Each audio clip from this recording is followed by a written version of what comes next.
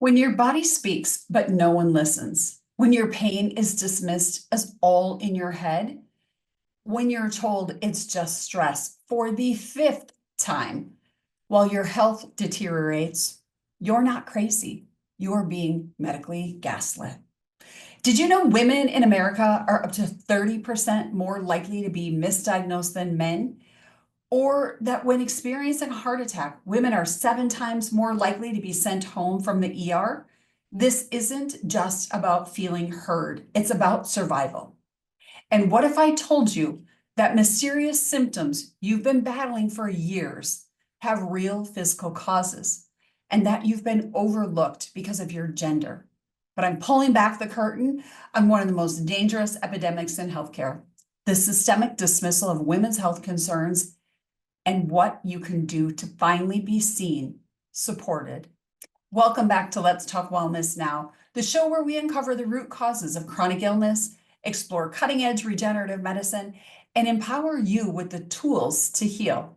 I'm Dr. Deb, and today I'm diving into medical gaslighting and the epidemic of misdiagnosis that affects millions of women. If you or someone you have been diagnosed with that you love with a chronic condition or is struggling with unexplained neurological symptoms like fatigue, brain fog, numbness, or chronic pain, this episode is for you. So grab a cup of coffee, tea, or whatever helps you unwind and settle in. Let's get started on your journey to deeper healing. So today's episode, Silence and Dismissed, breaking free from medical gaslighting in women's healthcare. What if your symptoms aren't your true diagnosis? Today, I'm exploring how women's health concerns are systemically dismissed, misdiagnosed, or undertreated in our current healthcare system. I'll reveal the shocking statistics and historical biases that have created a dangerous epidemic of medical gaslighting. Many of you know 3 years ago, I found myself on the other side of the exam table. After experiencing troubling neurological symptoms, I was diagnosed with MS. And for 3 years, I lived with that diagnosis, constantly wondering about my future. But recently, in June of 2024, a new MRI revealed something different. My brain wasn't showing the progressive lesions typical of MS. Instead, my neurologist now believes I experienced post-COVID peripheral neuropathy. Crazy ride, isn't it? I have lesions in my brain. They're not progressing like MS, but they created some damage in my brain. In October of 2024, I did a brain MRI with a researcher, Dr. Goodenow, who you guys have heard me talk about before. And after being on a protocol that he and I developed together to help my condition, my brain lesions have not only not progressed, but I have increased or grown my gray matter of my brain by 1.4, 1.5. Sorry, I got to give that little extra point in there. This is amazing because as we age, we lose gray matter. We know that. And up until now, there's really been no way for us to show or even know if we've improved brain health or not. Well, this new MRI technology that he's utilizing has been able to document the protocol that we're doing is actually working, and it is growing my brain instead of allowing my brain to shrink with age, which would typically happen. We are stopping those lesions from progressing. MS or post-COVID peripheral neuropathy, it doesn't really matter what the name of this problem is. The lesions are there, they're affecting my prefrontal lobe, and I am trying to prevent any consequences or any symptoms that could result of that. So what this journey has taught me is essentially the truth that I share with my patients.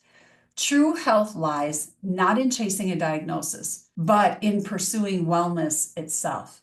You know, the statistics around women's healthcare are truly alarming. When a woman enters an emergency room with severe abdominal pain, she'll wait 33% longer than a man with identical symptoms. Approximately 66% of women report receiving a misdiagnosis in the last 2 years. Think about that. 2/3 of women are being told that they have conditions they don't actually have.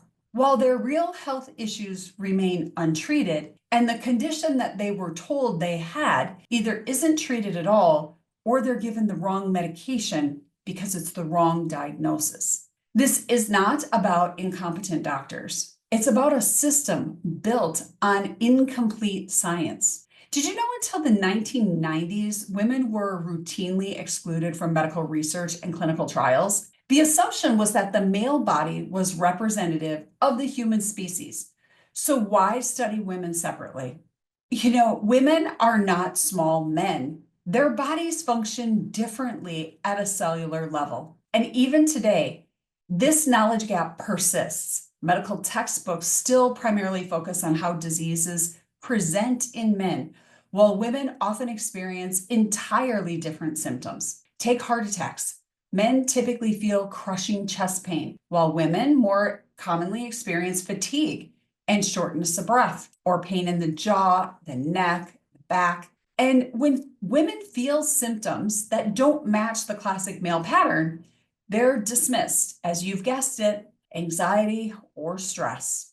You're just too overwhelmed with raising your children. You're burning the candle at both ends. And while some of that may be true, that is not the reason for your symptoms. This misdiagnosis epidemic isn't just frustrating, it's deadly. It leads to delayed treatments, worsening conditions, unnecessary procedures, and preventable deaths. And for conditions like endometriosis, did you know the average delay in diagnosis is 7 to 10 years? Not months, years. For autoimmune diseases, which affect women at rates up to 3 times higher than men, that diagnostic journey can span a decade or more.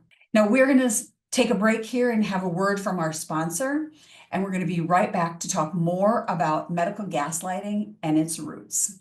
Welcome back, everybody. What is medical gaslighting anyway? Well, this happens when healthcare providers dismiss, minimize, or psychologize physical symptoms. It's when you're told your debilitating fatigue is just depression. Your crushing chest pain is just anxiety. Or your disabling pain, it's got to be all in your head.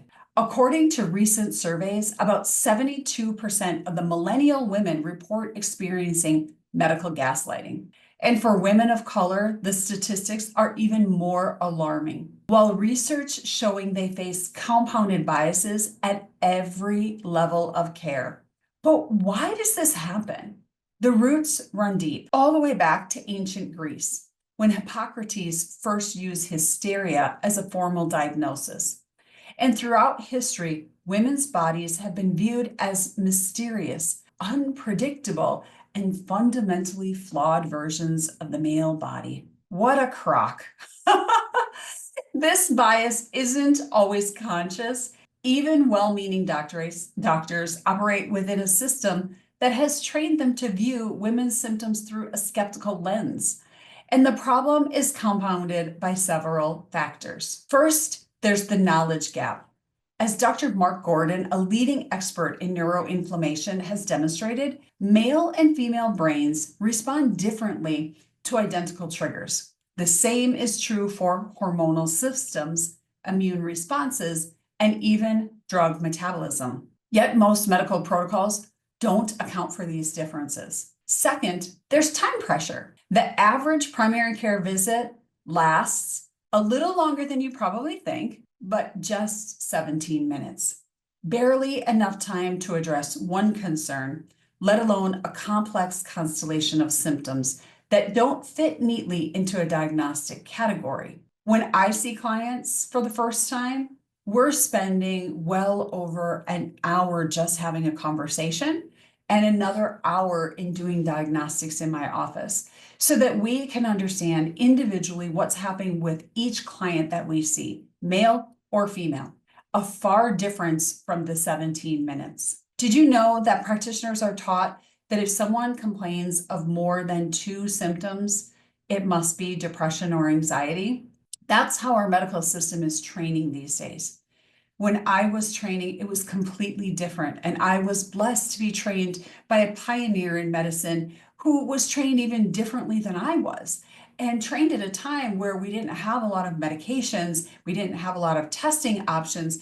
So your conversation, your history, your exam had to tell you what was going on with that client. It makes a huge difference today. This is just, I don't know, it's craziness to me at this point.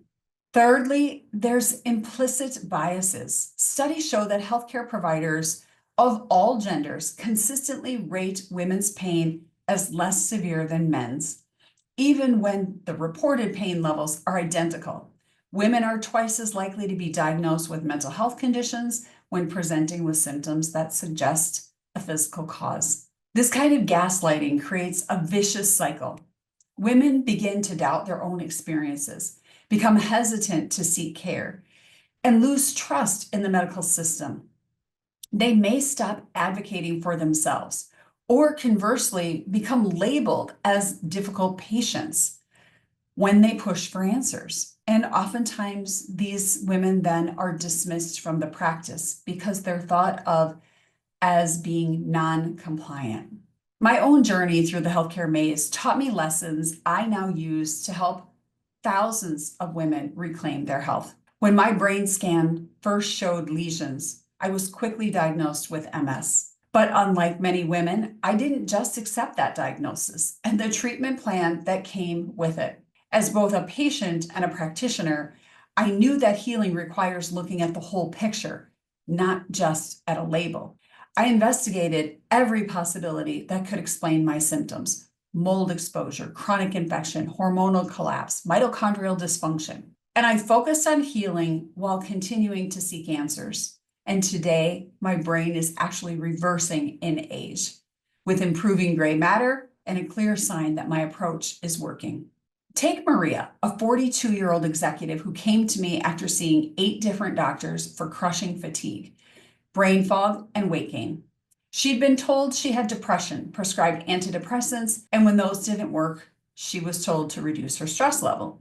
By the time she found me, her thyroid was barely functioning. She had significant adrenal dysfunction, and testing revealed multiple chronic infections. Stories like Maria's and mine repeat themselves daily in my practice, and women struggling with the autoimmune conditions, inexplicit pain, and debilitating fatigue, or mysterious neurological symptoms, who've been told repeatedly that their labs are quote unquote normal and they should just learn to live with it. But here's what I've learned. When we truly listen to women, when we respect their intuitive knowledge of their own bodies, when we investigate deeply enough, we almost always find answers. And with those answers come solutions, healing, and hope. So what's the solution to this systemic problem? It requires change at multiple levels, but it begins with empowering women to advocate for themselves effectively. First, trust your body.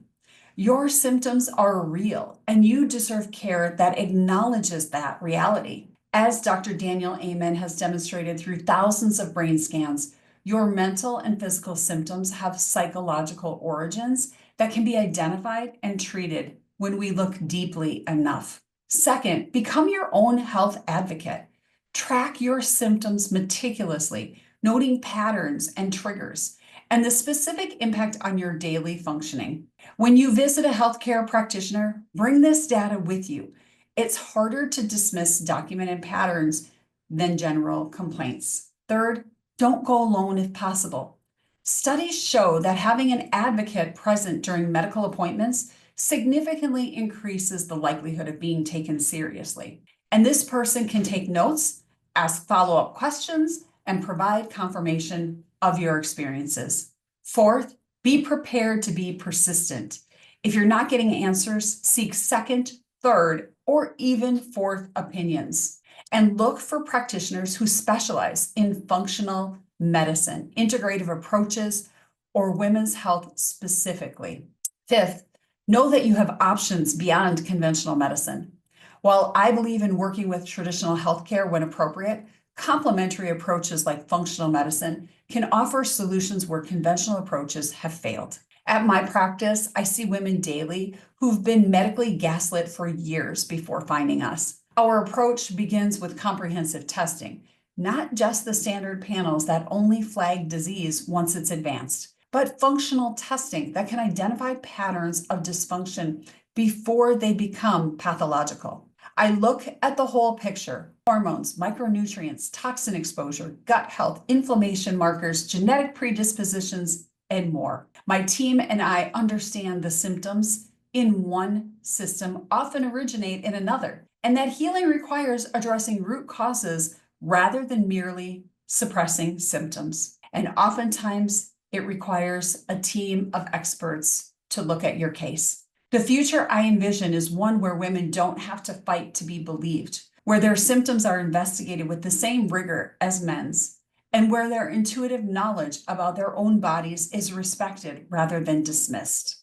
This isn't just about fairness. It's about saving lives. It's about preventing the needless suffering that occurs when diagnosis comes too late. It's about creating a healthcare system that serves everyone equally.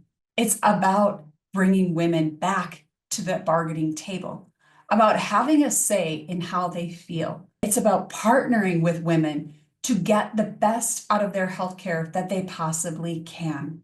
It's about providing a system of medicine that works for all of us, not for one of us. Thank you for joining me today on Let's Talk Wellness Now. If this episode resonated with you, share it with someone who could benefit from learning about medical gaslighting and how to advocate for better healthcare. Remember, wellness isn't just about feeling good. It's about thriving in every area of your life. If you're ready to explore how functional medicine and root cause healing can help you overcome challenges of misdiagnosis, visit us at serenityhealthcarecenter.com or reach out to me through our social media channels. Until next time, I'm Dr. Deb, reminding you to take care of your body, mind, and spirit. Be well, and I'll see you on the next episode. And do me one favor. If this episode resonates with you, or you know somebody that's being medically gaslit, please share it, like, and subscribe to our channel. It really helps us grow and spread the word of integrative medicine and root cause medicine. Thank you for sharing your time with me today. As always, we'll see you and be well. Welcome to Let's Talk Wellness Now, where we bring expert insights directly to you. Please note that the views and information shared by our guests are their own and do not necessarily reflect those of Let's Talk Wellness Now, its management, or our partners. Each affiliate, sponsor, and partner is an independent entity with its own perspectives. Today's content is provided for informational and educational purposes only and should not be considered specific advice, whether financial, medical, or legal. While we strive to present accurate and useful information, we cannot guarantee its completeness or relevance to your unique circumstances. We encourage you to consult with a qualified professional to address your individual needs. Your use of information from this broadcast is entirely at your own risk. By continuing to listen, you agree to indemnify and hold Let's Talk Wellness Now and its associates harmless from any claims or damages arising from the use of this content. We may update this disclaimer at any time, and changes will take effect immediately upon posting or broadcast. Thank you for tuning in. We hope you find this episode both insightful and thought-provoking. Listener discretion is advised.